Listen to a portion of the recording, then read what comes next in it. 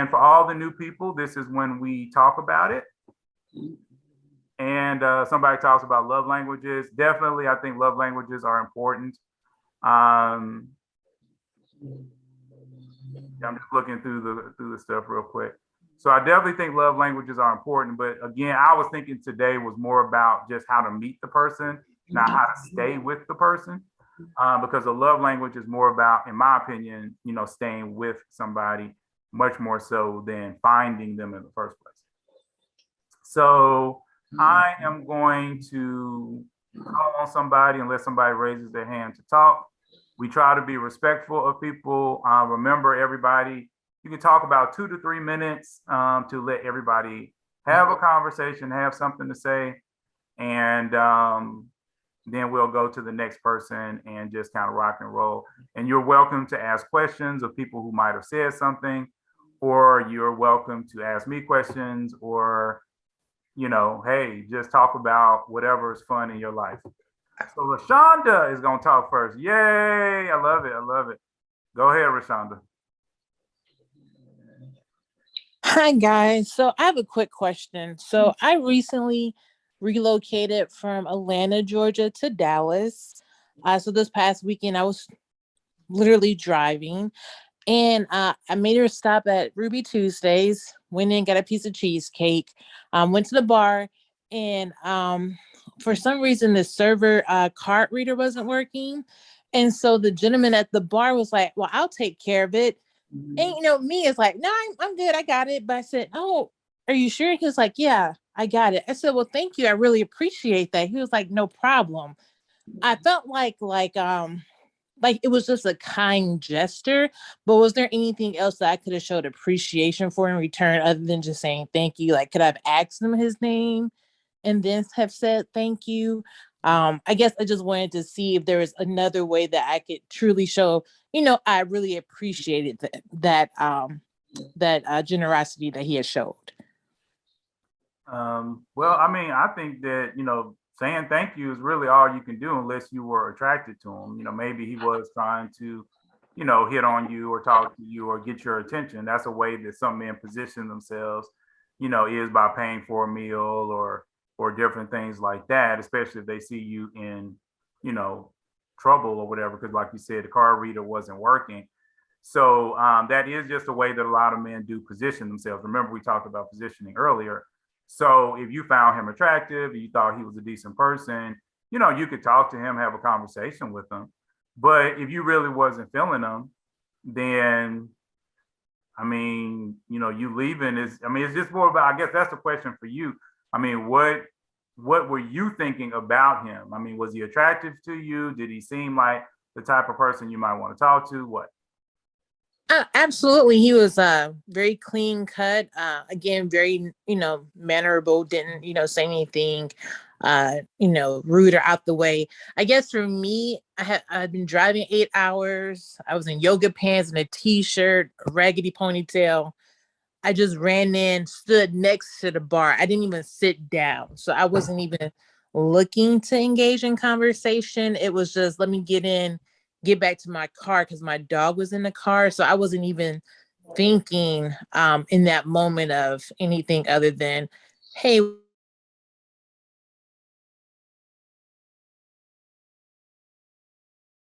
And did I freeze up or did she freeze up?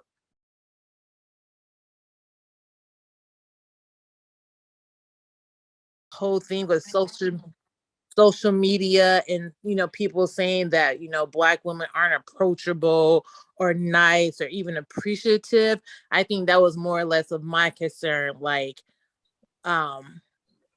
not being rude or inconsiderate, because that's a lot of what you hear on social media right now. And so I just wanted to make sure I didn't fit that narrative of somebody doing a nice gesture and I wasn't even kind in the reciprocation of that.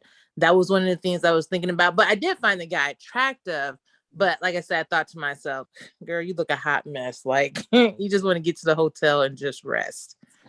Rashonda, them people on social media don't know you. So you're right. Yes, ma'am. Don't worry about what they're saying. If you know that you're not doing those things then they're not talking about you. I think that you probably need to get out of your head a little bit, because if he said something, then I mean, he could have just, it could have been that he was just being nice. He could have, taken the conversation further, but it may You're, have been clear that you were trying to, like you were in a rush as well. So you're that, right.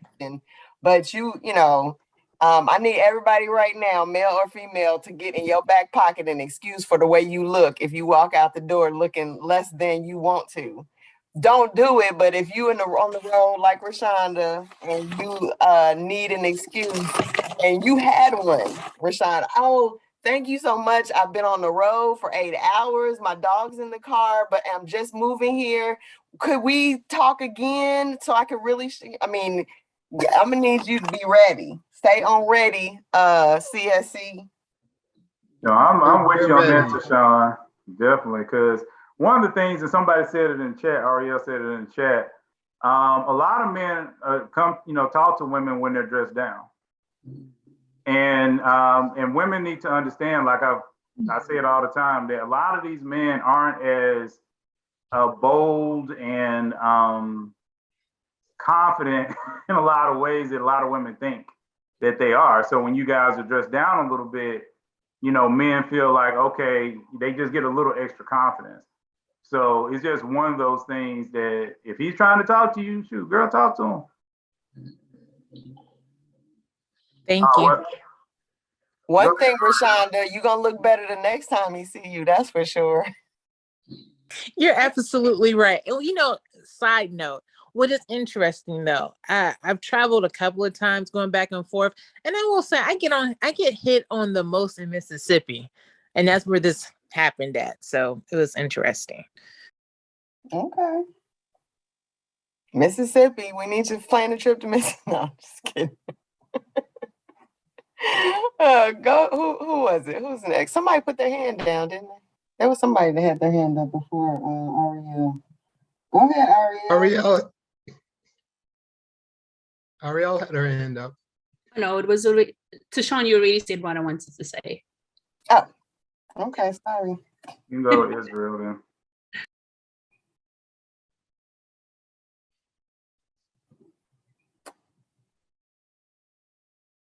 Go ahead, Mr. Israel. Can you hear me? Okay, we can't hear you though. You're not on mute. We just can't hear you.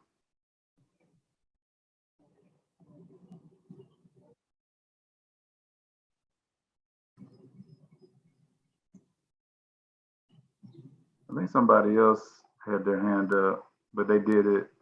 Timothy Robinson. So while you trying to figure that out, Mr. Israel, Timothy, did you have something to say? Timothy Robinson? Yes, sir. Good morning, everybody. Good morning, sir. This is going to be very short. One thing I'm hearing a lot is a lot of these slogans, talking points, mantras, and convoluted obstacles that needs to be overcame before the third date. I mean, there are too many times a possible something pretty decent is squashed well before it even gets started. I mean, it just seems like the public in general is treating just the initial part of meeting someone more difficult than what it actually has to be. It's almost like, let me build as high as a wall as possible, and let me see if the other person can knock it down. And a lot of times, getting that first, second, or third date, that's the beginning of getting to the next, minor stages. But if you can't get to the third date, you've got an issue. No, I mean, I'm with you on that. I do think that people build their own walls. So I'm definitely with the concept of people building their own walls.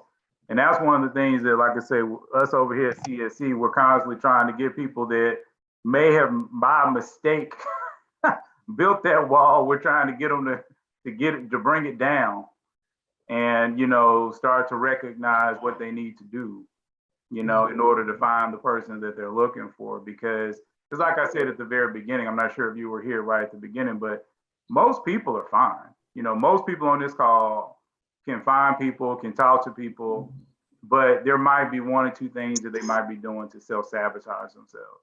And so we just want to make sure that we're focusing on those one or two things where, they might be building that wall and try to knock that bad boy down. Israel, did you figure out how to talk before I move on to Sean? I had a quick question for Tim, though. Something he said that I just want him to elaborate on. Okay, go ahead. He was saying that if you can't make it to the third date, that there's something wrong with that individual, or are you saying there's something wrong with the two people if they can't make it to the third date? I'll use myself as an example. So I'm kind of rigid with my dating preference. I guess you can label it like that. But just the initial interaction with the person, if I've already said she's too tall, she's too short, I don't like her, I don't like the fact that she sounds like she's from Detroit, blah blah blah blah blah, I prevented myself from even getting to the end of this conversation. It could be something very minor, very short, 10 minutes, 15 minutes. Like I said, I've put up all these no's, and bringing in the thing about, well, she's, I can't even think some of the doggone mantras. There's so many of them, but I've put up so many walls and blocks with this person. I'm not even listening to possibly this person is worth me asking, hey, what you have going on this Saturday? Would you like to meet me at Starbucks, whatever? So that's what I'm seeing and hearing. Just a lot of people, both males and females, they're throwing up all these doggone walls, and then they say, well, I can't find anybody. You just met somebody about 2 weeks ago that you could have at least gotten a half a date out of, but you blew that. Go ahead, Natalie. I know you got more to say. Wow. I'm actually good. Thanks, Jay. That was interesting. Okay, go ahead, Israel. I'm sorry, sir. Go ahead. Yeah, I was saying with LaShonda, if I got the name right. Well, I think normally we're human and we have we don't want to make a mess of ourselves when we meet someone for the first time, and we don't want to send the wrong message, especially if it's the opposite sex involved. So I can understand her apprehension when she met him and he did something kind to her. So what normally is I'm based in England, so we're British. So we just test the waters by making the comment and seeing how if the person enjoys talking to you first, and then if you establish that, then I say, oh, would you mind if we, thanks for today, I'm very grateful, I owe you a favor. You ask if you can, we can have a coffee once you best in some cases, but I don't know how that would have sounded because it was the first time. It's very, very tricky to pull off, to ask for a meetup. So you want to just make sure that you're not giving the impression that you're taking things the wrong way. So that's just the concern I suspect, I think. Maybe I'm wrong, maybe I'm right. Anybody have something to say on that before we go to Sean? Come on, some of the people need to talk up. I'm gonna call on y'all. I want y'all to talk. I don't want it to be the Jay show. We got Valerie, we got Kevin, we got Shelly, we got Richard Lopez, Tara B, Sanreg, Irene, Michonne has been quiet. Miss Becky's been quiet. I know Joe be running, so I can't bother Joe because he be out there hustling, boy. Courtney with the good fun love and cupcakes. I love me some Courtney.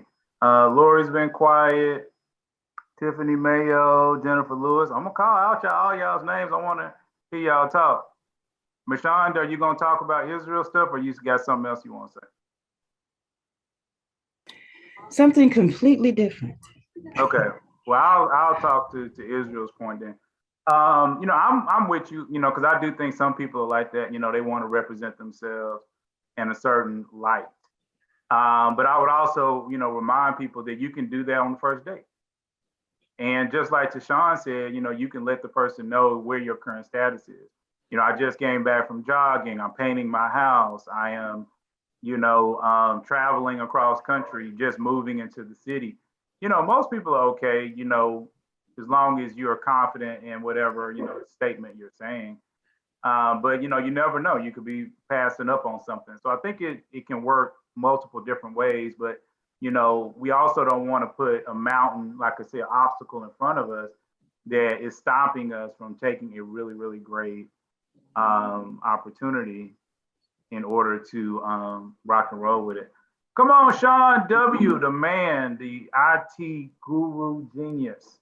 Yeah, I'm gonna speak a little bit to Rashonda because she's an example of somebody that just wasn't prepared and was caught off guard. And talking about what you said earlier, Joseph, we spend so many years and so much time going to school, preparing for a career. We go into school, we go into grad school. Some people are getting PhDs. We're doing all this, and then we're working 10, 15 hours a day just to advance in our career. And yet the biggest relationship of our lives, or the greatest relationship of our life, we don't even prepare for. We don't do the work for, we don't do the study for, but we want the same type of results. We want the same success as we would in our career, knowing we haven't prepared. And Rashonda is the perfect example of somebody who just was not prepared. Bottom line, we've got to always be prepared. If we're introverts, we need to go out and practice saying hello to people. We need to go out and practice meeting people. If you're going to be good at anything, you got to get some practice. You want to be good in a relationship, you got to get some practice. And where it starts is going out, just saying hello. I remember when I started to get into sales, how my mentor had told me, he said, when you get, and I was living in New York, he said, when you get, because I'm an introvert, I really am. He said, when you get on the train, just say hi to somebody. So when I got on the train, I would just say hello, and that's it. Just hello, and that's it. Soon I start saying hello, how you doing? And then the next thing I know, conversations was popping up, and I started getting people's numbers and getting some follow-ups and things like that. We got to do the same thing in dating. We don't, we got to get the practice in. We have to learn what we need to learn. And then we've got to start doing these things to become what we're going to become. I was listening to TD Jakes this morning. He said, it's not where you are that matters, it's what God is calling you to that matters. So we have to change and grow if we want some different results. Bottom line. And to Rashonda, I would go back there on the same day at the same time, and I would say, you know what? I forgot to thank you. Here's my email. Let's go out for a cup of coffee. Because if a guy's at work, if he likes somebody, he's going to throw a hit, but he's got to be real careful because he's not going to jeopardize his job just trying to get with somebody that may or may not work out. So we have got to be willing to learn what we need to learn. So whether that's books, whether that's these types of talks that we do here on Zoom, and then we've got to be willing to take what we learn and put it into practice by going out and being in that environment where Cupid could shoot his arrow. Cupid doesn't shoot one arrow, he shoots two arrows at both people that are right next to each other. So Jay, definitely a good presentation. And that's all I got for today, y'all. No problem. Thank you so much. And one of the things that I would say, is that what one of the things that Sean mentioned, and we had kind of, we talked about in the group, he was talking about earlier as far as practice. Believe it or not, we at CSC, we do that. And we had an event, I'm not going to say which event it was, but we had an event recently, and we had people out there, and it was sad to me because a lot of people had a really great time at that event. And we had about 50 people show up at that event, but I would say 20% of the people just bowed out. 100% bowed out. They just would not go up to people and say hello. They just wouldn't do it. And we're about, like I told you, getting you married. That is what CSC is about. God wants you married. Okay. And I'm constantly telling people this whole concept of, oh, you got to wait on God. You got to wait on God. Look, yes, sometimes you got to wait on God, but God don't want 50% of his people unmarried. And that's what the status is, 50%. Okay. If it was like 0.5%, of, basically 1% or less, then I could be like, yeah, that makes sense. But God don't want 50%. That's the devil moving. Because marriage represents, the Holy Trinity and the relationship of God to humans. God is constantly talking about us marrying him, how we're his bride throughout the Bible. So this is bull garbage about God doesn't want you married. Yes, he wants you married. Okay, but you got to be willing to put in the work. And CSC is about putting in the work. Okay, so come on, Michonne. Good afternoon. Good afternoon. I have a few thoughts. In 2 weeks, I will be 60. Some days I feel it, some days I look it, but I try not to act it most days because that has an impact on how people approach you. One thing with being a Christian that I've done that I'm still debating if I should pick it back up. I stopped flirting because I can flirt. And that helps you meet people because that means your mind is in attracting when you're flirting. But that Christian perspective of flirting, you hear different. Some people say it's a sin, some people say it's not a sin. So the flirting, location. I used to work for AT&T. I applied for so many jobs when I was at AT&T in Atlanta, and it just would not go through. I had one interview out of all the jobs I applied for, and it just never happened. So I just decided to stop. I wasn't going to try. You all are in a fantastic area spot because of the amount of population, amount of money that the state as well as the federal government is willing to put into your area. So you have a mass amount of attractions available to you that with over 5 million people, I don't know how come everybody doesn't have anybody. Here it's the same people I see all the time, no matter where I go, because our population is less than 2 million for 20 counties. So location does make a difference. And I'm saying that to say, once you get to my age, your options are limited, especially over the last 2 years. We got a serious impact here to people over 55 that died from COVID. So my options decreased in the last 2 years. They did not increase, but it's not time for me to move because during that COVID period, I got a grandson, and my goal for the next 2 years is to get him out of high school and out of my house. So I can change my options. So all of that to say, take advantage of all the opportunities around you. I'm an introvert as well, but one day I had to grow out of some aspects of it because I took a job when I was at AT&T to present. I like teaching. So I facilitate a lot of things. And a lot of people assume you're not an introvert because you facilitate. That's not necessarily true. That just means you have a skill. But that's another opportunity to meet people. You got to step out of the box, open up your mind, look at your skills, your capabilities, and use all those faculties everywhere because you are going to meet whomever. Like I said, I meet a lot of unavailable people, unavailable to me because they're already married or they got a girlfriend. I had one guy, I was in Florida, and he's flirting with me in front of his wife. It's like, so it's the opportunities are there. You just got to be discerning, be careful, and be mindful. And like you just brought to mind to us, Proverbs 23, your mindset, it makes a humongous difference. That's all. That's enough.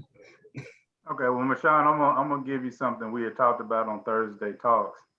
And sometimes, it can be a little heavy duty, I know for some people when they hang out in CSC, because we don't talk like your church. So it's the reason why God has us set aside and we're not in your church. But one of the things that I thought was really interesting is that, and I'm going to say this before I get to my point, like your name is Mashawn, which is a derivative of Sean. Then we have Sean Williams, we have Sean B, we have Tushawn. So everybody that's new to the group, we have like 6 Seans. When we went out to our anniversary dinner for our 2-year birthday, our waiter was named Sean. So I asked, in a meeting for the organizers, I was like, what in the world does Sean even mean? And Minister Sean basically turned and he said, it means God is gracious.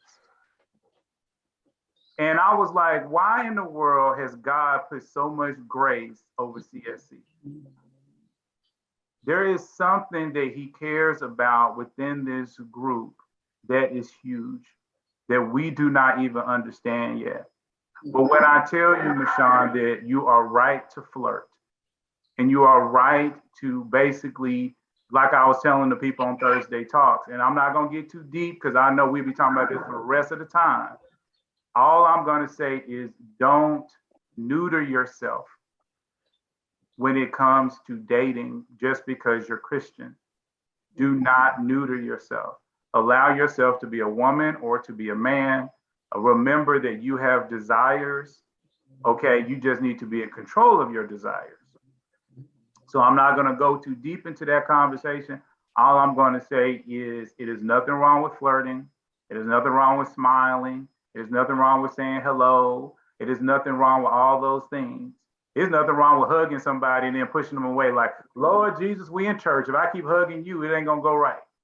You know what I'm saying? Little flirts and stuff like that. Be okay with the fact that, again, people are looking to get date and to get married. And so there needs to be some energy there. And I'm just not going to go, like I said, I don't want to go too deep because I don't want to derail us today. But that's one of the things that we do on Thursday Talks is that we talk about anything that we want to talk about. So I think Daria is up. I see her hand up. So go ahead, Daria. It's Daria. And Sorry, Daria. it's fine. So I want to address something that was said a long time ago by Timothy. I know we're using the word obstacle, but can we replace obstacle with fear? Because it sounded like fear. And you spoke to that when you said we need to speak blessings and positivity. So I just wanted to add that. No, I mean, that's true. I mean, but I also think that we need to make sure that sometimes when I mean by obstacles, I'm saying it can be fear, but it can also be like a situation. For instance, there was a lady that came out to CSC a while back, and she kept talking about how she kept running into really bad guys. And she was very outspoken. She talked a lot in the group. Her camera was always on, type of deal. And me and her ended up just talking privately because when people are having really bad problems, I will talk to them privately because I'm trying to make sure that, we help everybody. Anyway, to make a long story short, the problem that she had was she went down a path in life where she became an intellectual. So she in herself was an intellectual. She liked smart things. But her friends were, for lack of a better term, a little bit more urban. And they like to go to the club and things like that. And so what was happening was all the guys she was meeting were basically, a little bit more urban. And when she would start to talk about intellectual things, those guys did not want to talk to her. Okay, because they'd be like, oh, you think you bougie, or oh, you think you this, or oh, you think you that. And so I kept asking her, I was like, why in the world are you going to the club thinking you're going to find a smart man there? And she was like, well, that's where my friends go. And I was like, but you don't act like your friends. You're telling me you don't talk like your friends. You don't have the same life path of your friends. So why in the world are you letting them influence you? I said, if you want really intellectual guys, you have to go where the intellectual guys are. They're going to be at the museum. They're going to be at conferences. That's where the intellectual men are. And so she went to those places and she dropped the group. And generally when people drop the group, that means they found a person. So, you know, so that's why when I say obstacles, it's some of it's fear, but then sometimes it's just, again, like I said before, most people are fine. They just need that little bit of direction to get them on that path to actually find the person. And for her, she needed to stop going to the club with her friends, looking for a man. She needed to get into places where the type of men that she wanted to talk to hung out. And then once she did that, she found success. So I'm glad you responded to that. I was talking about specifically Timothy using the word obstacle, but actually he meant fear because he said obstacle because he was piggybacking off of you, but it sounded more like fear. And I like, I think Israel said, instead of obstacles, can we use challenges? Because he said he's built up this wall, right? Mm-hmm. Where she can't be from Detroit. She can't be this. She can't be that. You know, that sounded more like fear, not actual. That's what I meant. No, that's cool. Like I said, I'm going to let him respond before we go to Teresa, since you said something directly. But I will say, anybody from Michigan or Detroit, we love y'all. I'm from Michigan. I'm from Detroit. But that's not the reason why I responded. I just listened to what he said. He said something about the third date and everything. And it was, you know, and I was just like, oh, wow, he needs a different conversation to himself. Okay, well, I'm going to let you respond. Go ahead, Timothy, respond to her, then we'll go to Teresa. Okay, I'm going to go back to a comment that Irene had left. And it read, no. You'll see where I'm going with this. Okay, well, go ahead. It reads, I wouldn't say blew it. I would say have missed an opportunity, which is a perfect response. Is anyone familiar with this this recent issue, maybe about 3 or 4 weeks ago, on the Pineapple Show on YouTube, with the young man that claimed to be a nuclear physicist, and the young lady pineappled him, basically told him that he was, she basically told him he was boring. He blew that opportunity. The reason why he blew that opportunity, hypothetically, let's say both of them did live here in Atlanta, Georgia, and they were initiating a conversation. The young man started off good. She asked him a simple question: tell me about yourself. He started off good by saying that he was into martial arts. That was perfect. But then he segued into this thing, into this high value man sell about his career. He scored a 90 something on his PICAT. PICAT is the alternative ASVAB exam.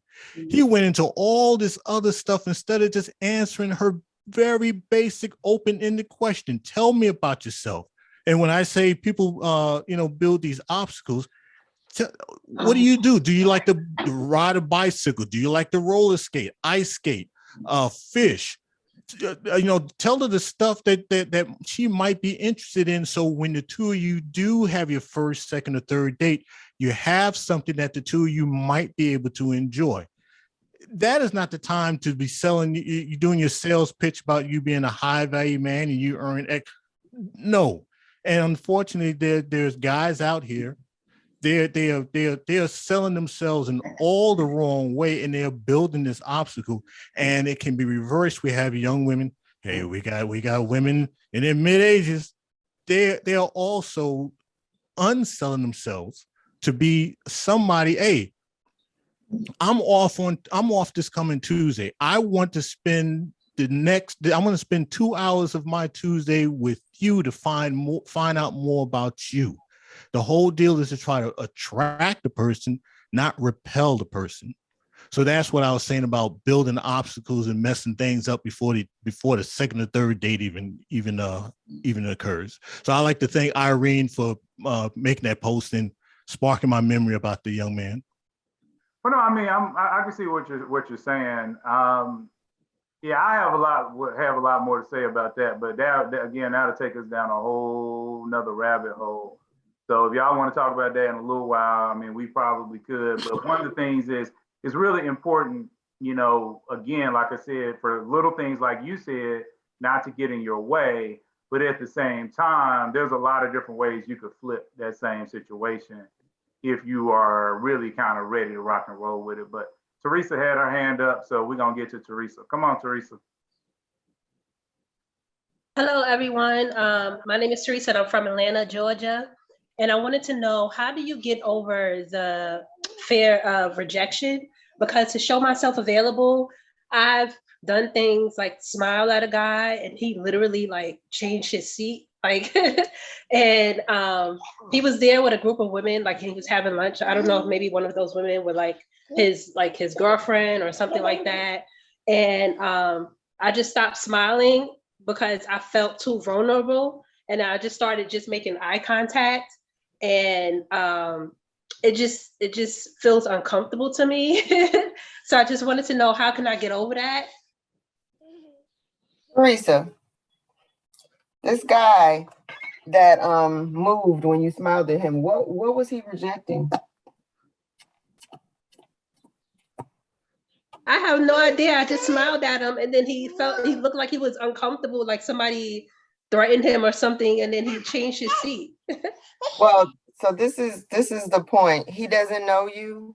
He doesn't know anything about you. So he's not rejecting you. You know what I mean? Like, he doesn't, when you see a person and you smile or give any indication that you're open for them to talk to you or anything like that, they're literally just making a decision based on what little bit they know and their situation. And like you said, he was with other people, so it could have had nothing to do with you. So first, Teresa, don't you stop smiling. Do not stop smiling, because somebody that you didn't see saw you smiling and they was like, she cute. Exactly. So don't let that get to you. Anytime someone rejects you, you know you and you know what you're offering, but they don't.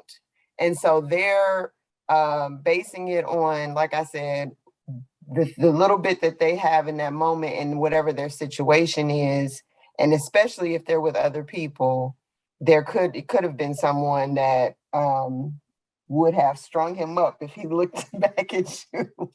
He's like, let me not get myself in trouble. And really, I kind of feel like it's a compliment that he felt like he had to move just because you smiled at him like, oh boy, she's trouble. I don't need to be looking at her because I'm not going to be able to stop looking. So I just prefer to think in the positive. So, I have a very high opinion of everyone, and I just prefer to think that, he was like, I'm not going to be able to stop staring at Teresa, so let me move my seat so I won't get in trouble.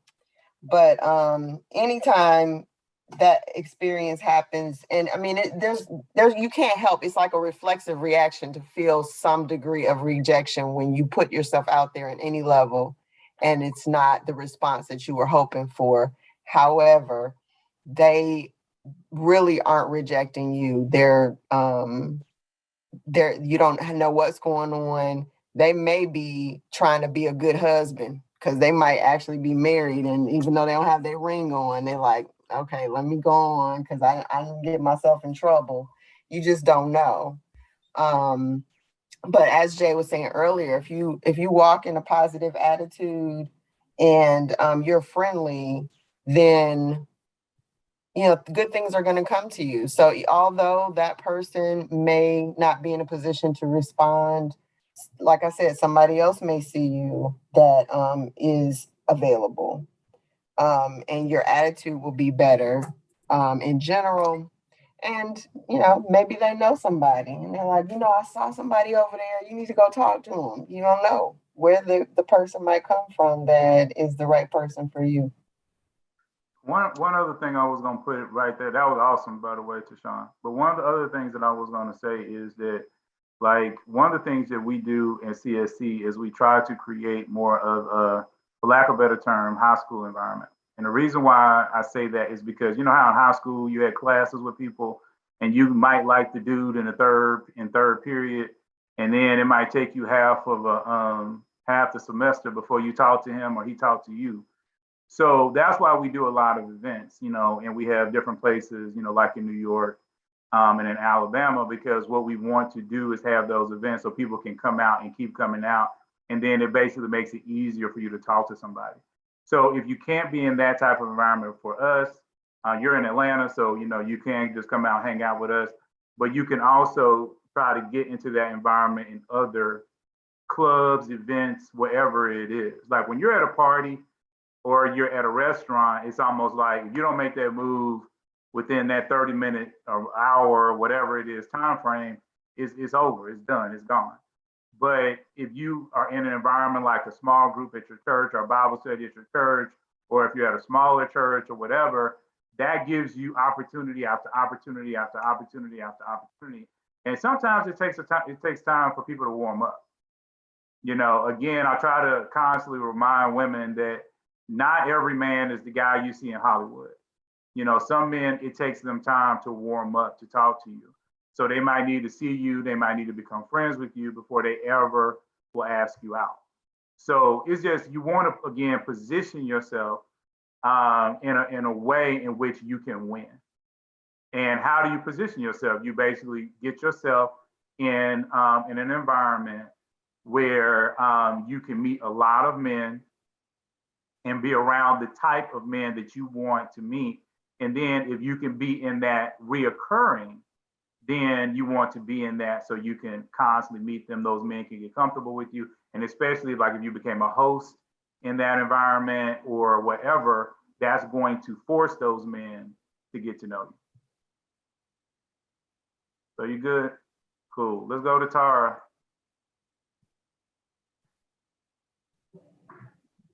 Okay, well, I am actually driving, trying to get to an appointment that I have at 1, but I figured I would say something about this topic because I feel like it's as an adult, it's difficult to meet people.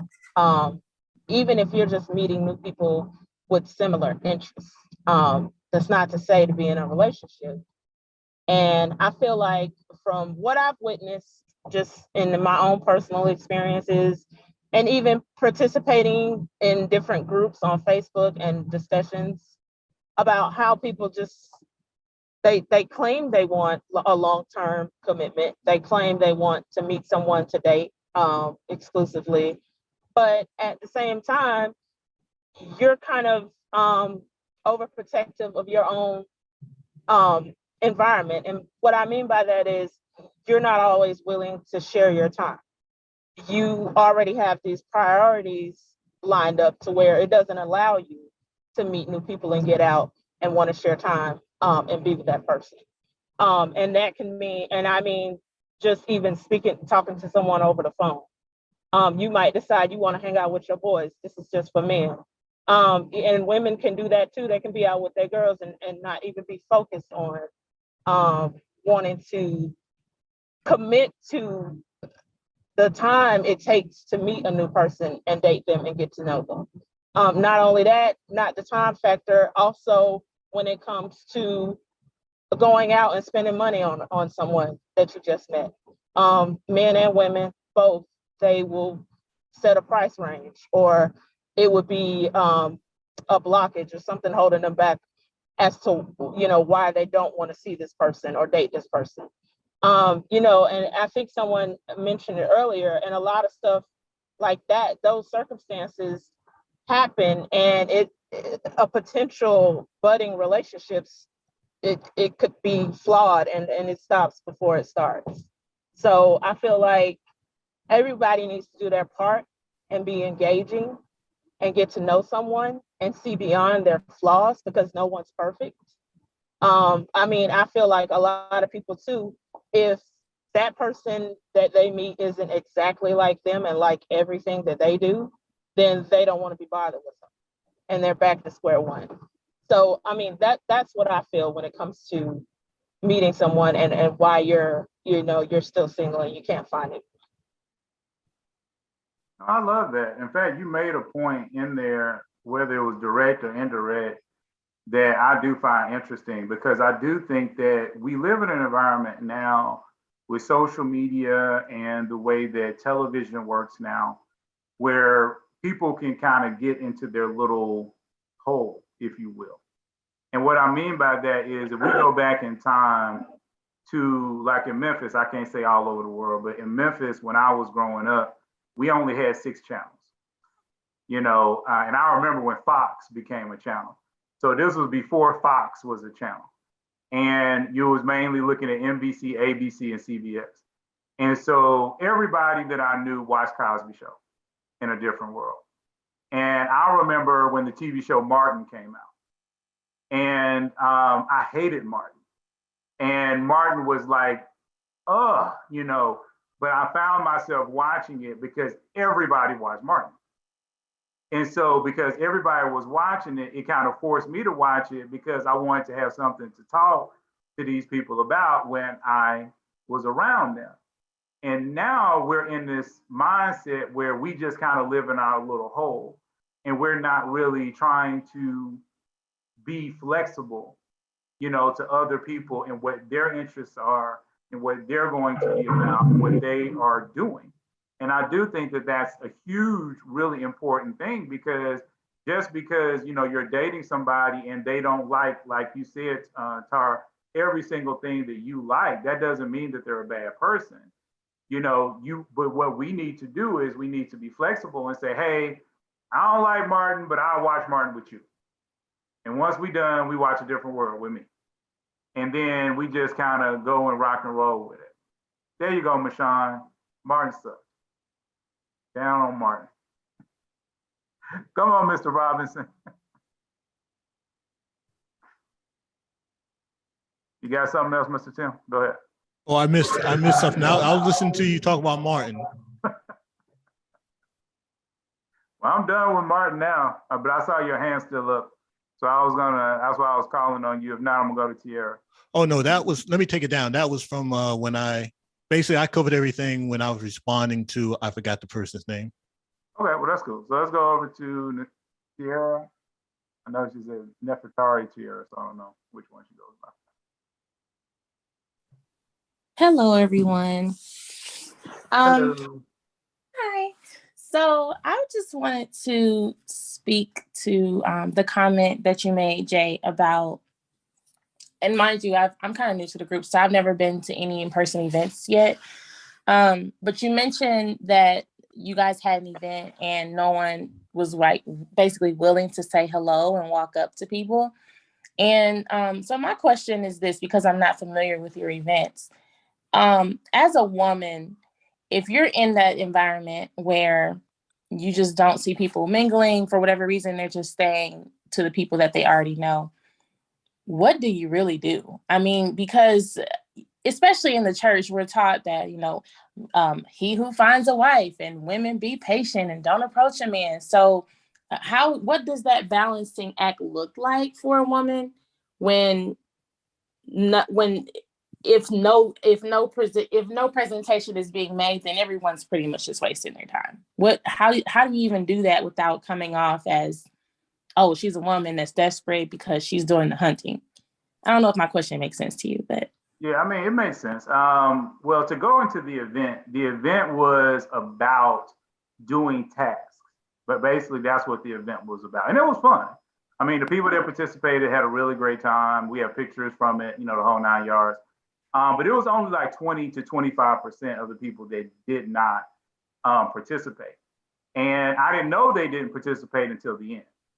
And at the end, I was like, oh, well, did you guys do blah, blah, blah? And then they just kind of looked at me and it was like, no. And then I was like, so what you been doing for the last 90 minutes? Oh, just walking around.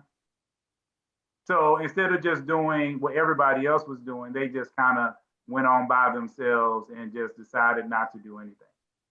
So it was just really weird, but hey, some people are like that.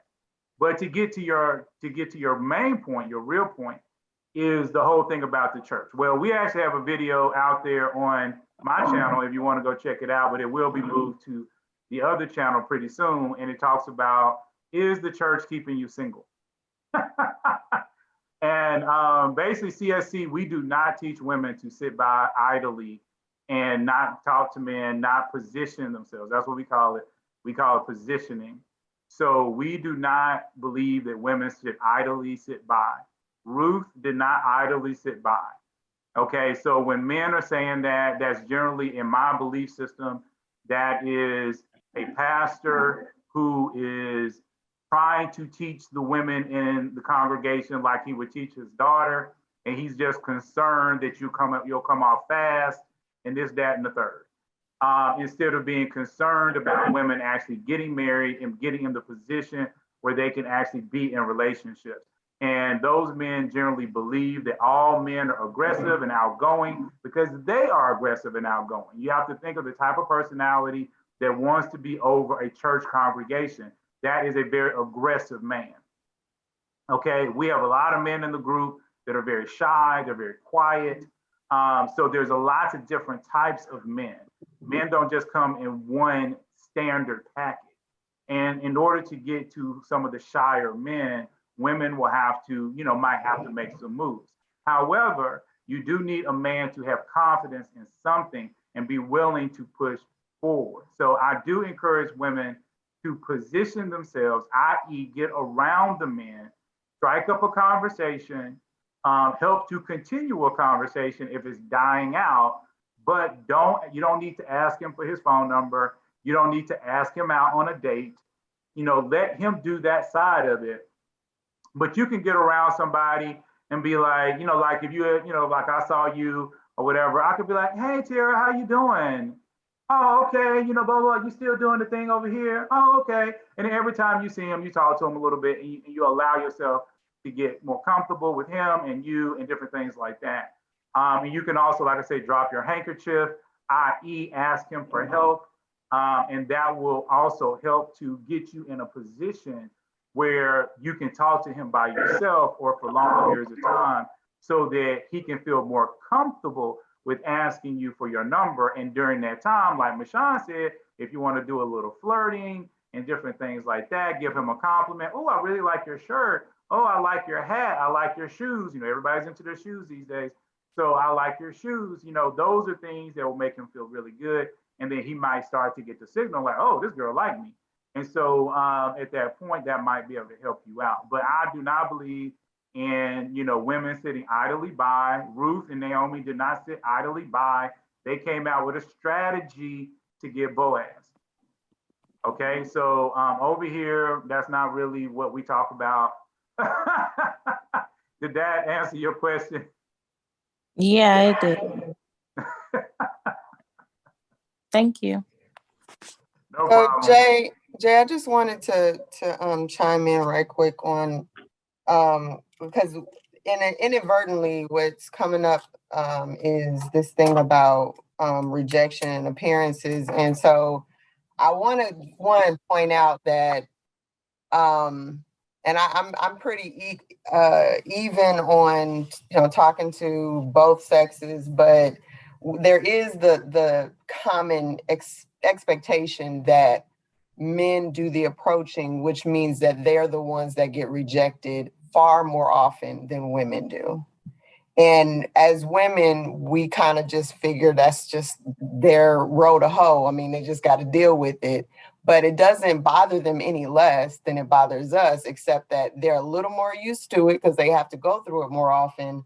But I just want everybody to consider that fact that, when you're saying, oh, men should do the approaching, you are saying that they just need to be okay with being rejected a lot.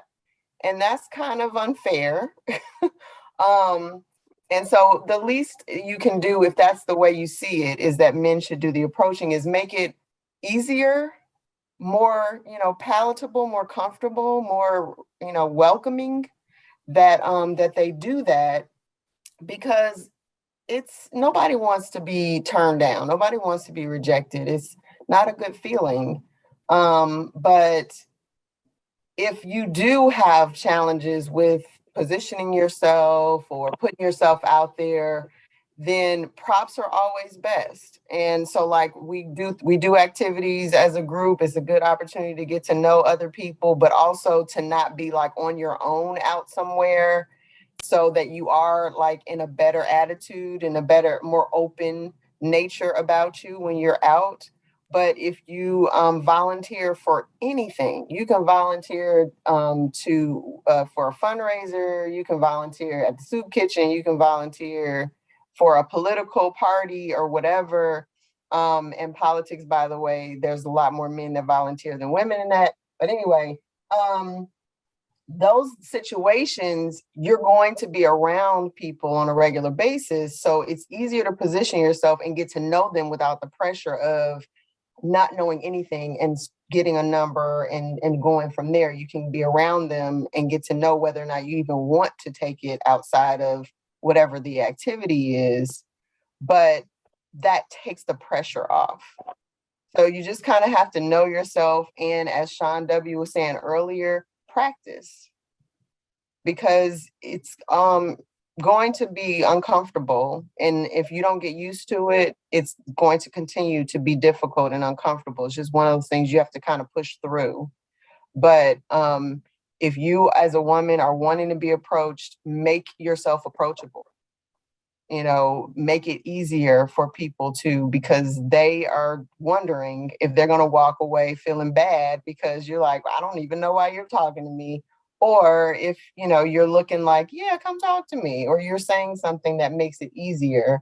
And the same thing with men. I mean, you know, you don't have to just straight up say, give me your number. You can say, what I get all the time is, can you tell me if this matches? Does this color look good? Or something that's just situational. Like Jay was saying, give me directions. How do I look in this? Or, you know, I'm trying to pick something out, whatever.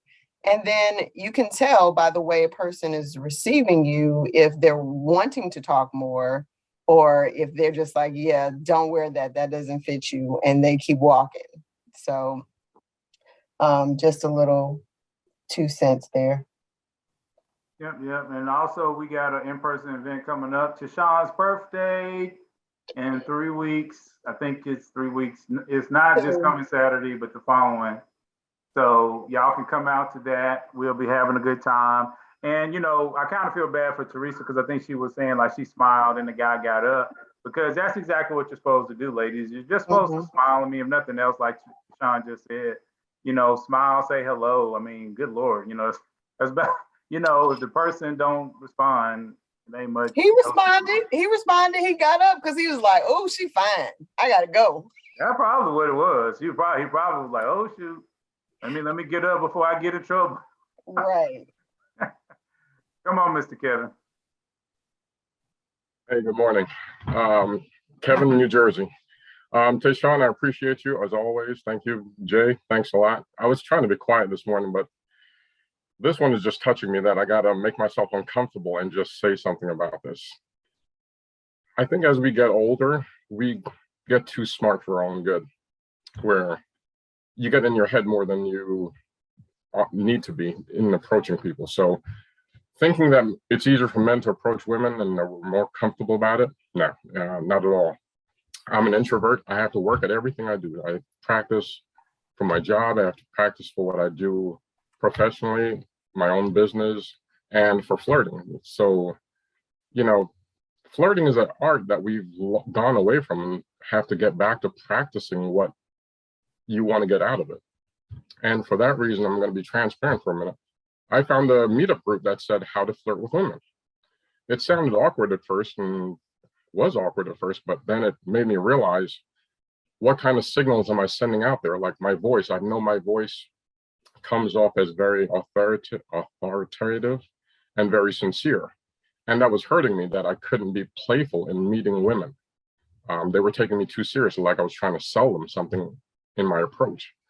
So just those things, having a feedback group, gave me the opportunity to just say, oh, here's something you should try backing down on that, try this, try a different approach, because the message you think you're sending out was not being received the same way. So smiling and just being, taking this back to the conversation we had where that gentleman, that man got up and moved the seat, that's on him and whatever his situation was. Smile for me, because that's what gets my attention. You know, if you can't smile, if you can't catch my attention with a gesture, you've lost me. And the little things matter. I mean, women shouldn't hunt men, I don't believe, because men are made to hunt women. But if you give us a green light, a signal, or just a wink that says, you know, come get it, we're all about that. I'm all about that. Kevin, I'm all about that. So, Kevin said, Yeah, I'll show you all about that. you know, that handkerchief. Yeah, but you know, walk up to someone and say, "Hey, what's your name?" and just see where it goes from there. I meet people all the time. We say that we don't meet women. I actually meet women everywhere. The supermarket, Dunkin' Donuts. I just don't have my antenna turned on to notice there's an opportunity right there. I could have bought a coffee. I could have said hello. I could have said good morning. I see you here every day. What's your name? Just to start a conversation. But you know, having to take that meetup group gave me the confidence to realize, you know, self-awareness of where I am and situations I'm in could be opportunities. So don't discount awareness, your self-awareness of where you are. You meet people all the time. You just don't realize you're turned off. I agree with that. And that's kind of what I'm constantly saying. You know, I think people meet people all the time. Like we have people that come into the group. We've had several people that like will text the organizers and then they'll say something like, you know, I'm interested in joining your group. You know, how does the matchmaking happen? You know, are you gonna, you know, set me up with somebody, blah, blah, blah. And then we're all kind of like, nah, we don't do that. We just kind of, you know, buffer you. You know, you're already a wonderful, beautiful sculpture that God has made. All we do is just kind of buff out some of the kinks. And it's just like, you know, what you're saying, you know, Mr. Matthews and, you know, Mr. Robinson said, and a couple of other people said it. I mean, and Tashawn always talks about it, is just, we just want to, you know, even you out, get those last few things out and to help you find your person because there's people everywhere. So what we have to do is make sure that we take the opportunities when they happen. And if you're in Atlanta, we're not doing it. I don't think we're going to do it in August. I'm probably going to do it in September. But the jazz event is one of the events where there's a lot of singles, especially for the women. And then we also are probably going to do First Fridays at the High, which is an event where there's like a DJ. So if you're tend to be like 45 and older and you want to date 45 and older, you will probably go to the jazz event, even though there will be some 30 people there. But when we do the DJ event, if you're 35 to 45-ish, that's going to be more people in that group. And there will be some older people there and there will be some younger people there. So it's just about what you're really looking for, because again, you should know what you want. And if you don't know what you want, like I said in the presentation, it's going to be a problem because again, let's just say from a woman's perspective, a woman says, okay, well, I'm going to the jazz event. I'm 40 years old. I've had my kids. I don't want to have any more kids. So now she runs into the jazz event. She meets a guy that's 47. Okay, he has pretty much everything she wants. Okay, he doesn't want kids, any more kids. She doesn't want any more kids. Now, boom, boom, boom, they're good. But if she says, well, look, you know, I really want to go to the other event because they're going to play music that I like. Now she goes to that event and she meets a guy that's 39. He's still looking to have kids, blah, blah, blah. Now she's complicated herself because she's so worried about 2 hours of music instead of just realizing you can jam your music in the car, but you need to think about what you want when you come to the different events. And that's kind of when we talk about positioning yourself and knowing where your people are.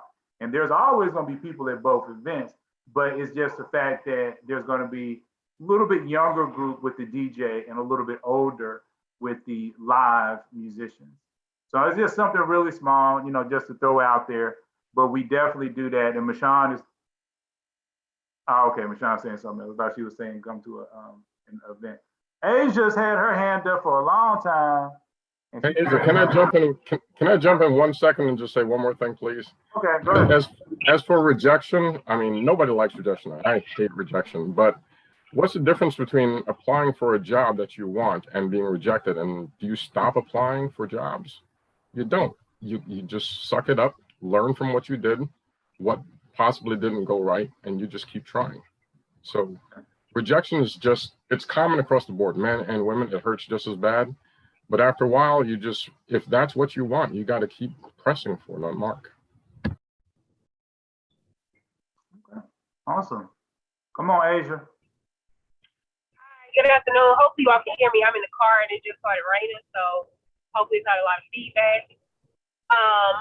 But yes, this is my first event actually. I think I've been following maybe for a little while, and I just saw the title and it intrigued me. I was like, oh, let me hop on or whatever. So I'm glad I did because it's an interesting conversation that you all are having. But I just wanted to share like my own personal revelation, that God had kind of given me in terms of like the topic of like why we may not be able to find the person or might not be able to be found by that person.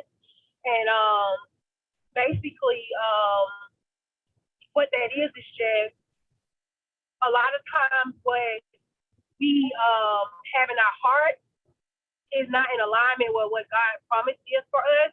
And so to flesh that out for you is like, I'm saying I want a good man, I want this, and that, but my core belief that I've had in my heart is that, no man is good, and all men are the same, they waste my time and stuff like that. So he's really like just calling me in this season to like examine what my core beliefs and what it is that I'm placing in my heart as it relates to this promise that he's giving me, for marriage and stuff like that. So I'm really trying to be more intentional about removing those negative thoughts, even based on past experiences and things like that, and operating from a standpoint of just as he's allowing me to grow, giving people that same grace, because it'd be very easy for me, it didn't take much, I would say.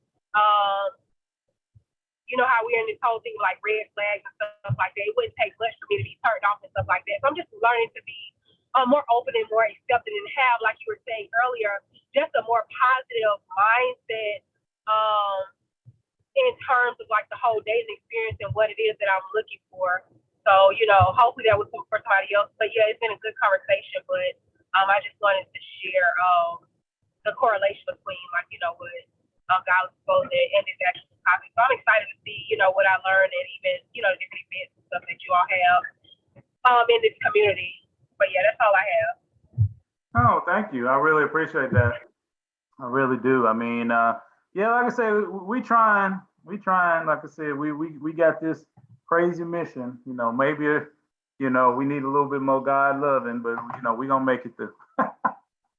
Israel got his hand back up from overseas. Come on, man. Get up. Yeah, thanks a lot, Jay Stowell, regarding the presentation, and today I feel very grateful. I want to say that with church and marriage and all these things, I noticed that the church I attended for years never really gave support to people who were proactive about finding a spouse and so on. And I noticed that when I made it evident to the pastoral leadership about my concerns, especially when I went on the dating app, I got into a bother. And I'm still in the bother with them because I don't go there for my own personal security.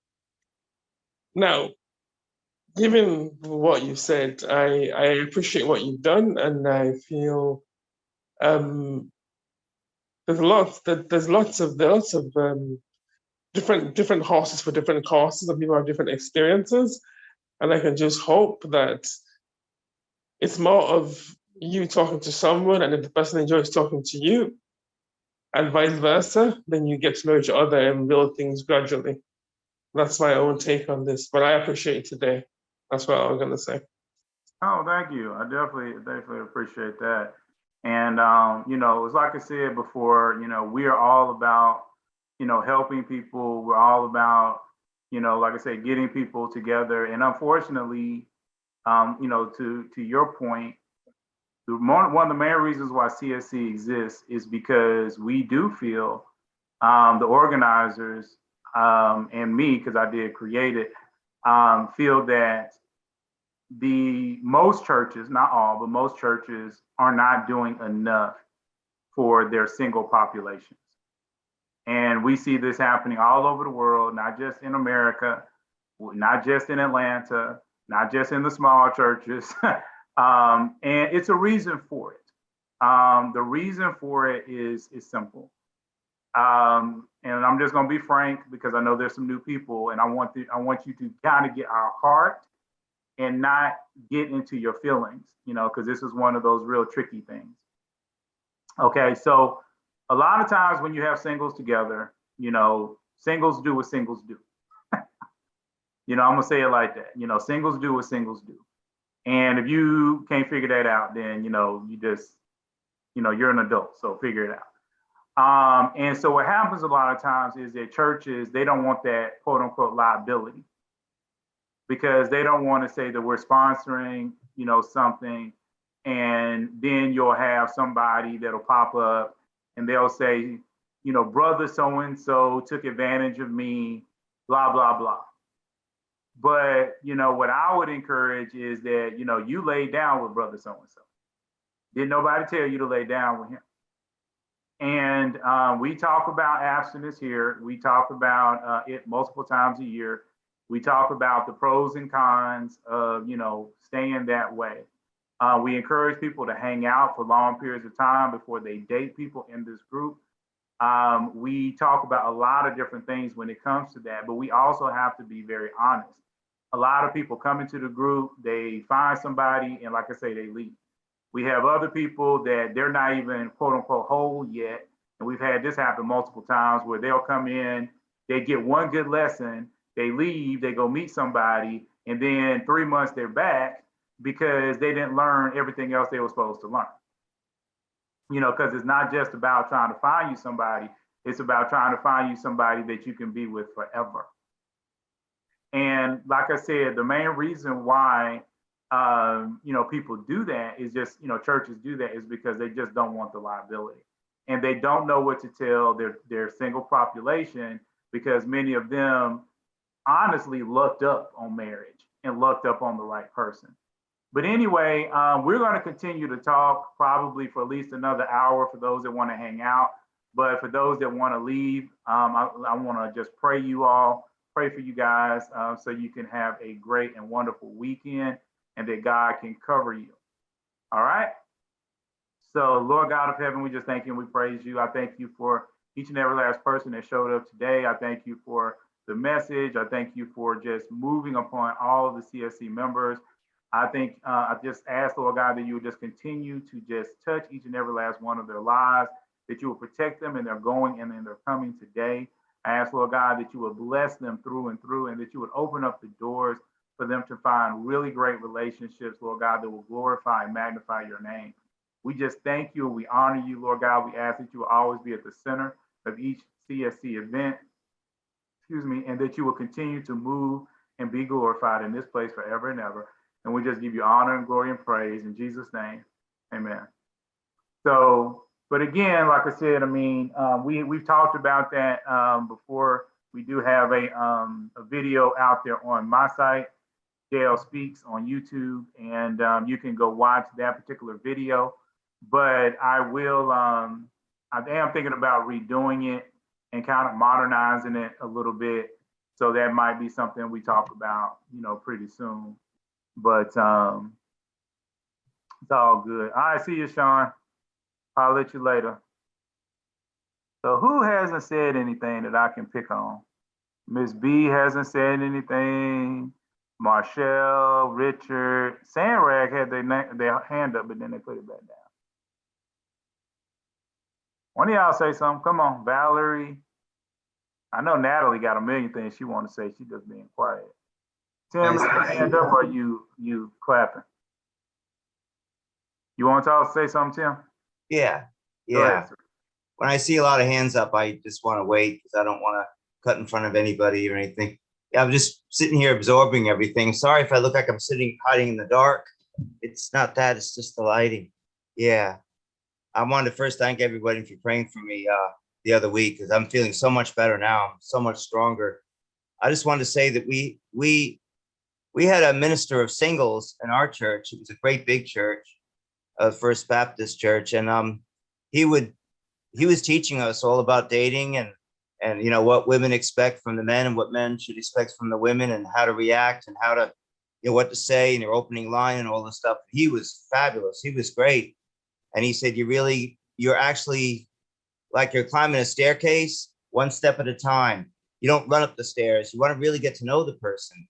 And you just take one step at a time. And he was very detailed about red flags and all this stuff. And then one Sunday, he was not there because he taught Sunday school, single Sunday school. It was a big group. And the pastor was like, where is he? Where is he? Well, we don't know where he was. 3 days later, he calls the pastor and he says, well, I'm down in the Keys. He said, what happened Sunday? I mean, we had to scrounge around trying to get someone. Well, I just got married. He's like, what? I met this girl. I didn't want anyone to know. And I just got married. He's like, okay, that's fantastic. Praise the Lord. But you shirked your responsibility. You didn't come to Sunday school with the singles. What's the deal with that? He said, well, I just wanted to keep it secret. He's like, why? Why would you do that? So to make a long story short, after about 3 months, he got divorced. It was really a mess. He rushed off with this girl, half cocked. He didn't even listen to anything he had said to all of us. So when he did come back, he was fired. And reason I'm even mentioning any of this is because they canceled the singles ministry altogether. And we pleaded with them and they wasn't going to hire somebody else because the church felt like it was burned and it was terrible. So I ended up leaving and going to another church. But it's almost like it's so hard because you got to practice what you preach. Because he was giving us all this advice and it was wonderful lessons, wonderful advice. But then he just goes off and disappears and marries someone and then he gets divorced. I mean, we all prayed for him because we loved him to death. But it's very sad. I don't know. I'm not judging it. I was just very burdened by it. It was very, very sad because the church lost the singles ministry. I just wondered, just how anyone felt about that. I'm not trying to judge or nothing. I love the guy. He's still love him to this day, but it just ruined it for all the singles, I don't know. Yeah, like I said, there's a lot of different reasons why, churches kind of, do what they're going to do when it comes to that. And it's unfortunate because it's like I said, my church, they have a singles ministry, but it's primarily for those under, they actually just moved it to 35, but it used to be under 30. And, but once you got over 30, that was it. And so now they moved it to 35. But even when I've talked to people that are in it, they've told me about a lot of problems that they have, when it comes to their group. Come on, Sandra Rag. I'm hoping I'm saying that right. Sandra Rag. Hello? Can't hear you yet.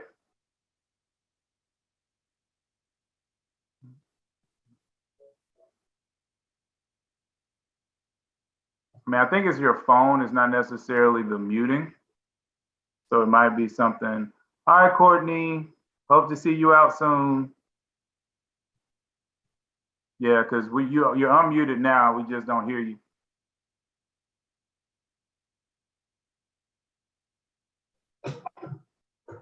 So, okay. So while you're working on that, anybody else want to say anything real quick? Tiffany hasn't said anything. Eric hasn't said anything. Bree, Shane down in the Caribbean, he hasn't said anything. He's been real quiet. Shane's been kind of popping up, looking around and leaving. Timmy always blowing up the chat. So that's his thing. Y'all can just listen to me. I'm fine with it, but I always try to give people opportunity to talk. Kevin, you got some more you want to say? Lori? Timothy? Okay, Shelly got something to say while Sandrag's working on it. Come on, Shelly. Okay, so I was listening about the church ministry and singleness. So I don't have, there's not really a single ministry where I attend, but I've had conversations with leadership to try to see if there's something that we could do.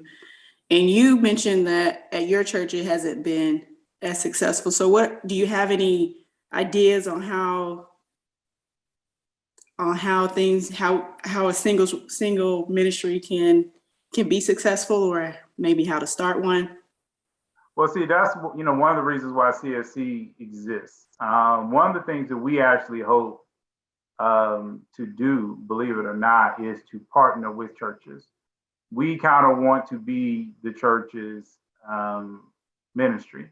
And it's not because we think we're better than that, it's just for certain reasons.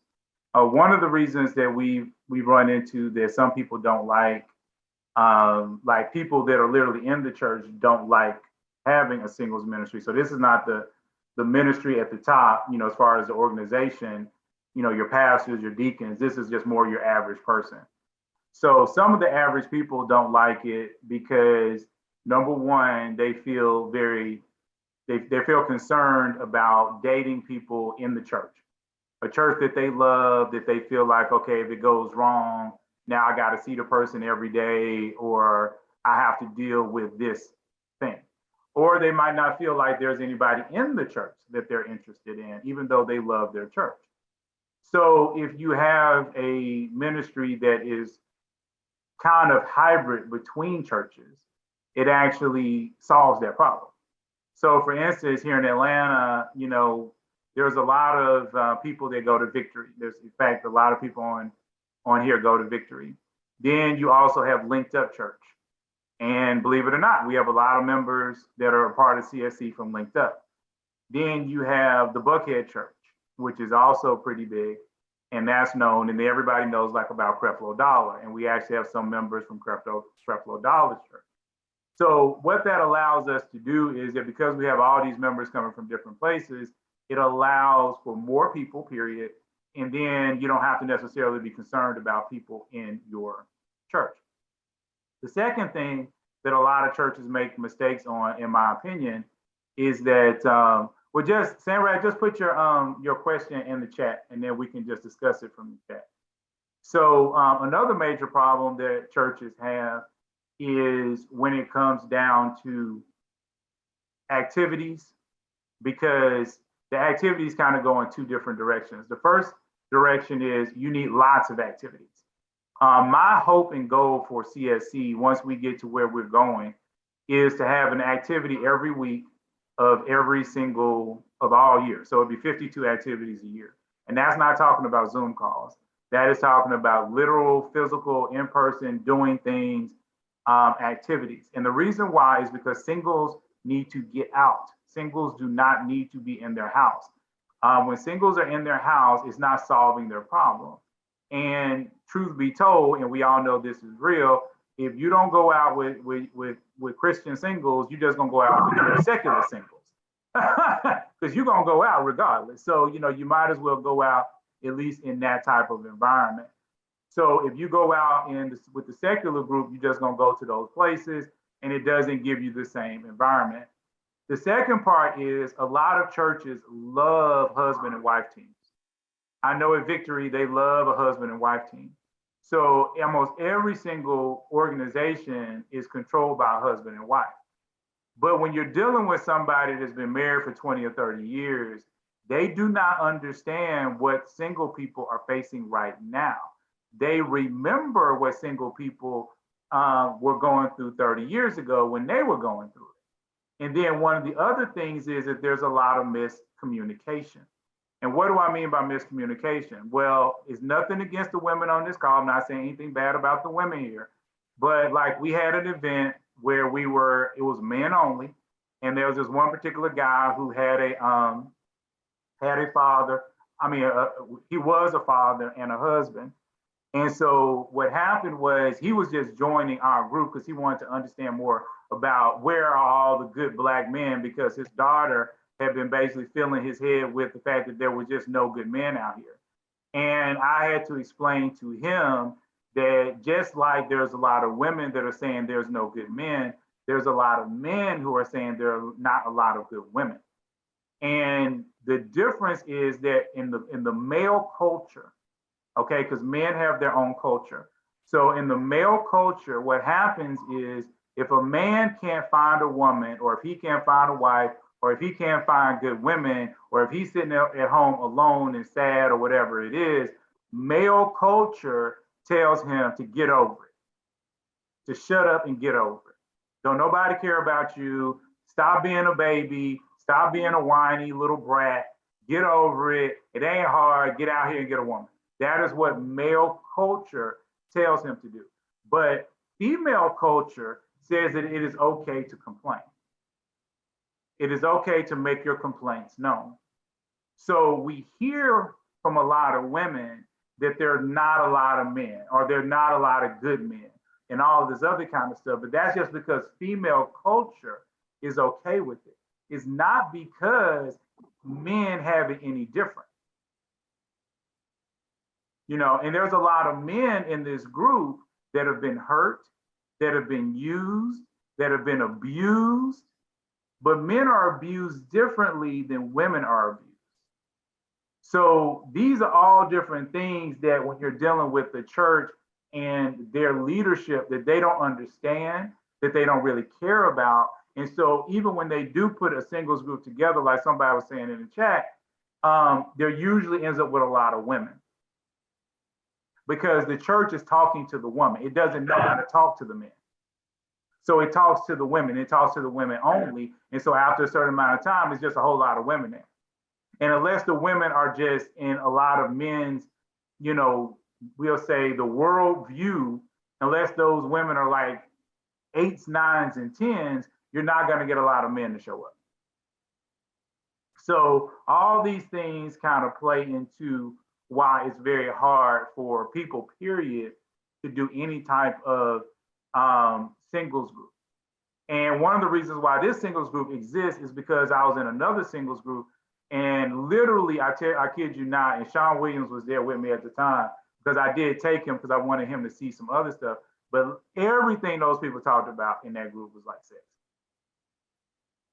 And I'll talk sex here. I don't mind talking sex. But it's like every time we get together, you know, everybody's talking about what they want, how they want it, how they like it, this, that, and the third. And you're not talking relationship. You know, relationship has to supersede sex. You know, I don't give a flip what you're dealing with. If you don't have a good relationship with a person, I just don't understand how you can have great sex with them anyway.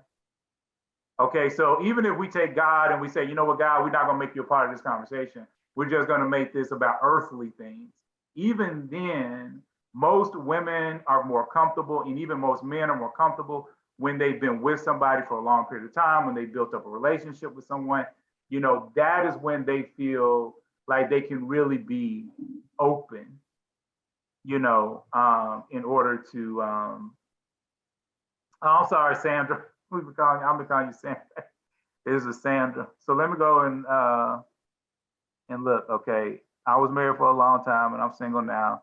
I don't have a lot of single female. Good. You honestly, sometimes single female friends are not helpful. That's not beating up on everybody that has a lot, but there are sometimes you can be in a situation where your single friends might hurt you.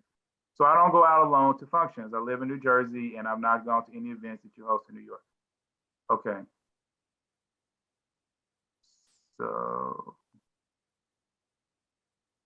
Okay, so you were just, you know, making that comment, or you had a direct question for that? Yeah, because I mean, I agree with Kevin, you know, just join the single groups, as many as you can. Also, I would say, you know, you can definitely hit up, you know, online dating. Online dating is not necessarily my favorite place for people to meet, but for a lot of introverts, there are a lot of introverts out. Now, during, what you want to call it, during COVID, there was a lot more extroverts on the dating apps. And I think it kind of messed it up for a lot of the introverts because they weren't as comfortable with the extroverted men and then the way that those extroverts act. But a lot of times, you know, if you can find the right ones. Now, one of the ones that I don't like, even though a lot of people are on it, and that is Bumble. I'm not a huge fan of Bumble, just simply because both people have to swipe. And I find that, and this is no disrespect, and if the women want to ask me about it, you can ask me about it. But I feel like women do better, most women, not all, but most women do better when they really can kind of see a man, get to know the man, understand what the man is about versus just looking at a picture and some criteria and trying to quickly make a decision on whether or not you're going to date them. You know, most people do better in person because they'll give somebody a shot that they never would have given a shot to on an app. But what I do find is men will swipe quote unquote right or say yes to 30% or 40% of the women that they come across the screen, where women might say 1 out of 20. And when you're limiting yourself that much, it's going to be very difficult for you to find really great guys, because a lot of guys that get a lot of hits are the very ones that might be very arrogant. They're picking and choosing, and they are going to be a little bit more of some issues sometimes. All right, Lori, see you later. Thank you for coming out. Online dating gotta be a lot like these commercials, cut out the middleman. Yes, like I said, I'm not a huge fan of it, but you know, for a lot of introverts, Timothy, you know, one of the things about hanging out with us is that we try to talk to multiple different types of people. So if you're more outgoing, it's going to be a little bit easier for you as a guy. But there are guys who are, I mean, extremely shy, extremely quiet, extremely introverted, and we have to think about them as well. So, you know, for me, when I'm talking, I'm trying to encompass lots of different types of personalities. I don't like putting people into this is the male box and this is the female box, because what I find is when you do that, all you do is frustrate people because there's no representative of who they are.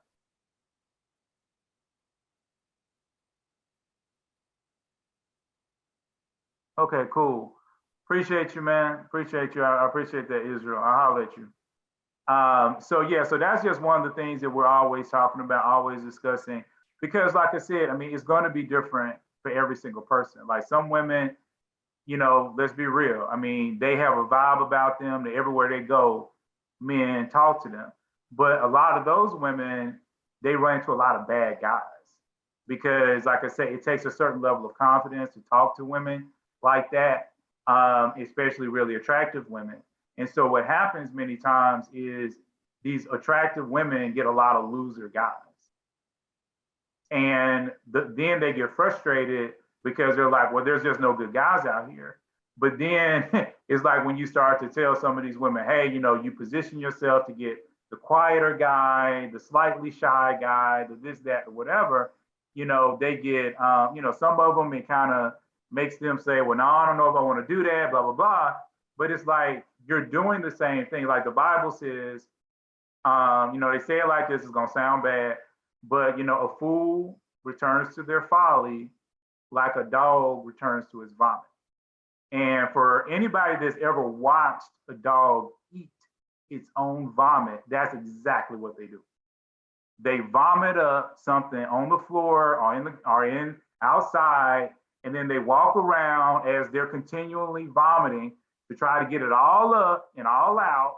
And then they go back to the very spot that they were, and then they eat it again.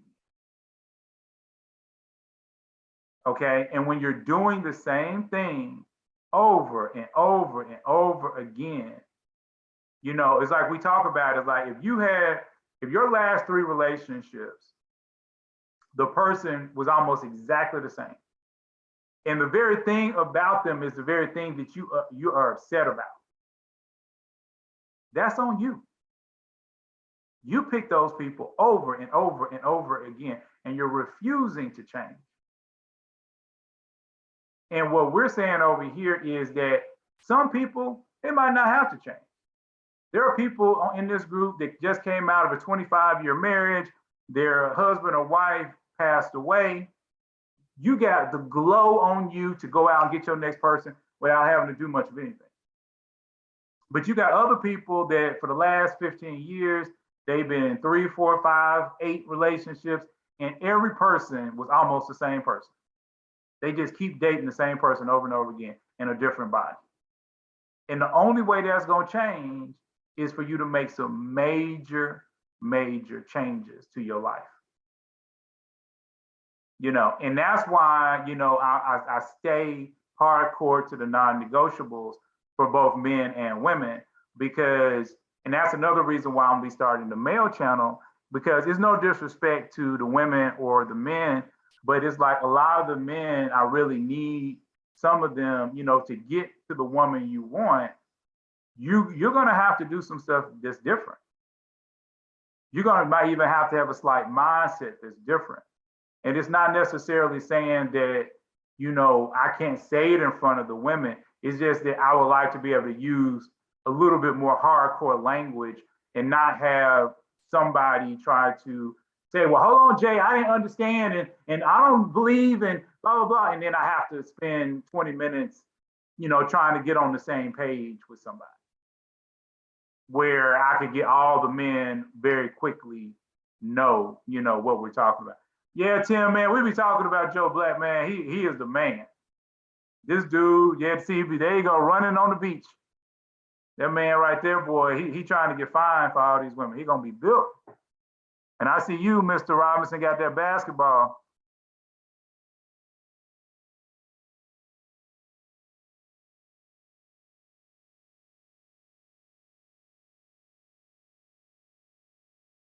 You say it's scary to think that the person you invite into your life may set off, oh, you say it may hurt the peace that you have?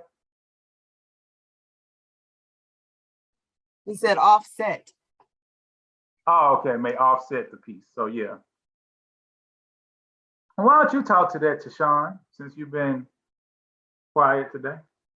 Well, I'm glad you asked.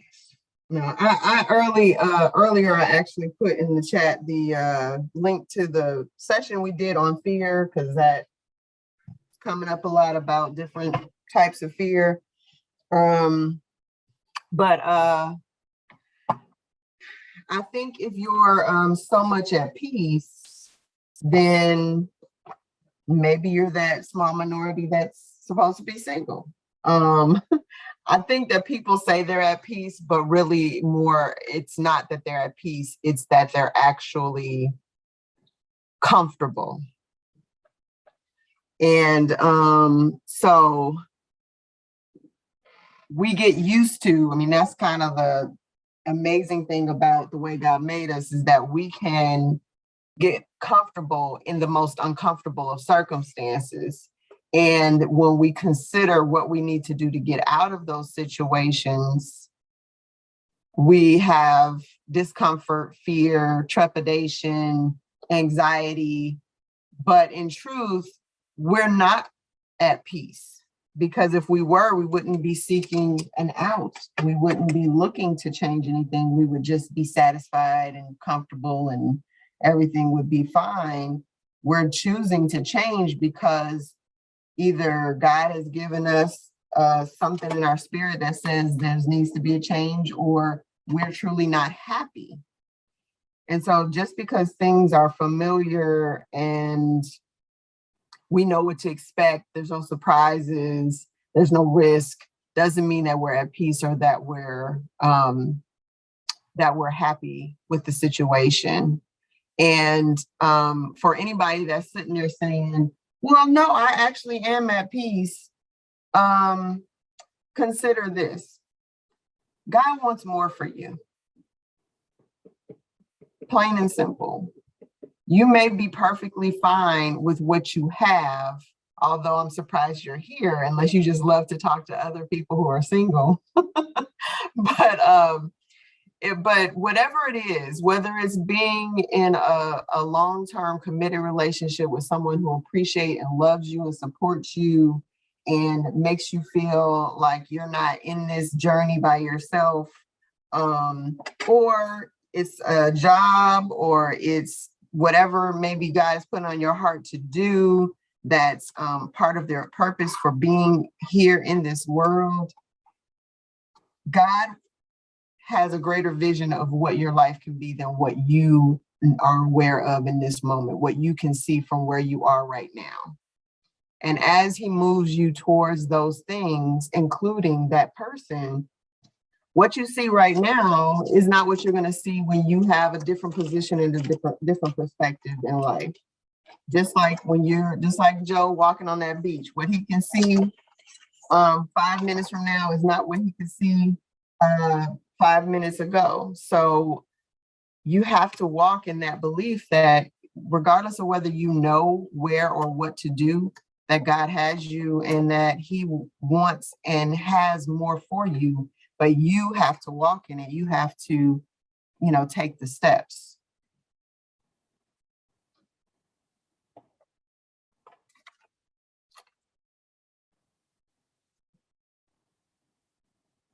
You're welcome, Shane. Yeah, Shelley says that's interesting, self-reflecting on being at peace versus being comfortable. And I definitely think that that's important because we can get comfortable. It takes a while to get comfortable. But I'll admit, the pandemic and everything's kind of got me comfortable. I can just sit up in my apartment and just chill and I ain't got to worry about nobody. But I don't like being by myself. So we gonna. Well, I mean, I know that I have, I was comfortable. And really, I am, one of those people that I could really just be by myself. I can find the strengths and the benefits and the greatness of any situation that I have to deal with. I can make my feet like hinds feet and all of that. But I know that I know what I really want and I know why I want it. And I can choose to settle for what's easy, or I can believe. And I choose to believe. There you go, Tashawn. That's the right attitude. And like I said, we're gonna give folks, man. We've had a couple of success stories. Wish people would come back and tell us more. We only have had, I think, 5 people to actually email or come back and tell us. Most of the time we find out later by some kind of weird way. Like, what happened to so-and-so? And then we talk on, oh yeah, well, I got in this great relationship and it's been awesome. Thank you guys. And it's like, wow, you couldn't come back and say nothing. They treat us like a hospital or a clinic. Like, I got, my illness is cured. I'm not trying to get nothing else. I'm out of here. Basically. And I mean, at least leave with a donation. Y'all gonna make me turn into a Baptist preacher up here talking about, donations. At least leave with a donation. Help another single out. Heck. Reach back. Basically, God was there for you. So that is what it is. But anybody else got anything? We have to start having an annual the couples from that, came from the group, like an annual reunion or something. Yeah, maybe we could do that. Maybe that would help to encourage a lot of them to come back and do a little something. But yeah, I guess since everybody quiet today, Tashawn, we might just end it early. Ain't nobody. Okay, Timothy got something to say. Come on, Mr. Robinson. All right, I wanted to follow up on a little story that happened with me, say maybe about 2010, 2011. So at one time I used to live in Raleigh, North Carolina, and I was a part of a professional singles group, and we had a bowling night. So it just happened the next lane over, there was a young lady. For some odd reason, our first game, we will always end up coming up around the same time in bowling. So I was like, okay, to me, she looked like a very attractive woman. So I'm gonna, make light of this and just, spark a little something playful. So that worked out. Between the second and the first and the second game, a lot of people went to the concession stand, and it just happened that when I got something from the stand, I turned around and she was behind me, and she initiated a conversation. The only thing she said was, "Hi, my name is such and such, such, such." And I was like, all right, since I already felt that she was an attractive woman, and because she is, introducing herself to me, that little playfulness that we had going on did at least, break the ice. So this is my opportunity to at least try to extend it a little bit, beyond this. So I introduced myself, and then after the second game, I really didn't feel like bowling anymore. So I told her, I said, hey, I would like for us to finish our conversation. I'll stay here for the third game. And I was like, in my mind, I was like, all right, we see how it goes.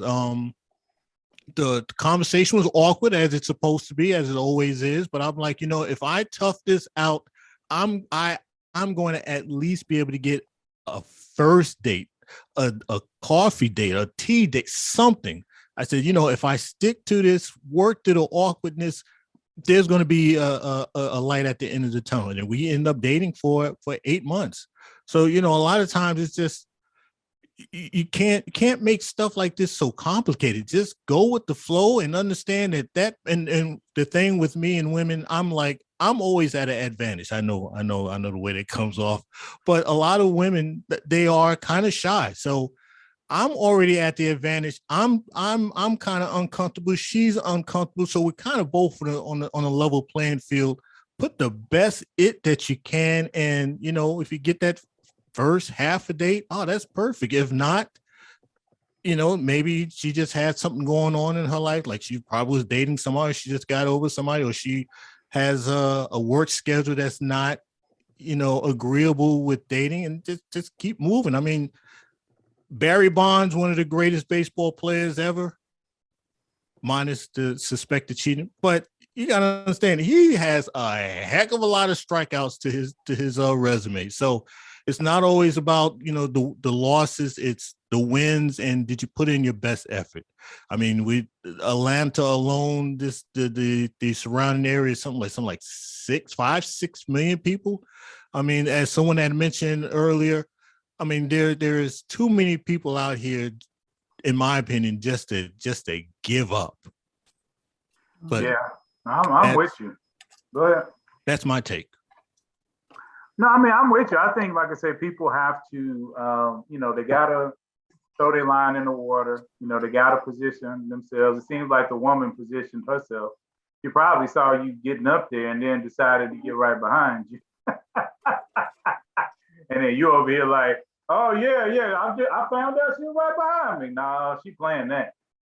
But I'm not mad. She, she enjoyed whatever we had going on with the interaction, and she was willing to at least put a toe forward, and that was enough for me.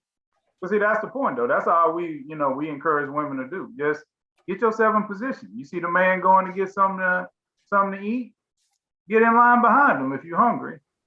That's all we saying. If you see he bowling on that lane, you can talk smack and be like, oh, yo, the only reason why you winning is because you over there playing them. Y'all bet you couldn't beat me. And then now you can, y'all can switch sides and you can switch up some people. I mean, it's about a million ways that, people can do it. It's just whether or not, they're willing to put in the effort in order to do it. So that's just kind of why, for me, I'm always encouraging people to do that. And I also would encourage you to date according to your energy. Because if you find that you don't do well in those types of situations, again, try to find a better situation for you, to date.